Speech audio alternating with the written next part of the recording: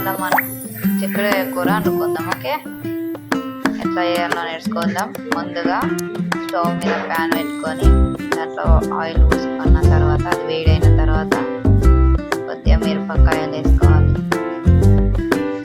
దాని తర్వాత చిక్కుడుకాయ కట్ చేసుకుని చిక్కుడుకాయ వేసుకోవాలి.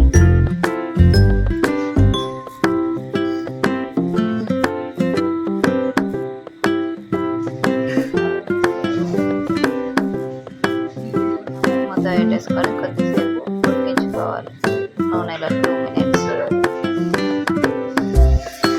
తర్వాత మంచిగా కలిపి టమాటాలు వేసుకోవాలి కొన్ని.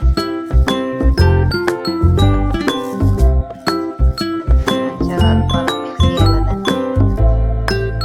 తర్వాత కొంచెం పసుపు వేయాలి, చెంచా కాదు చిటికెడు అనుకోండి.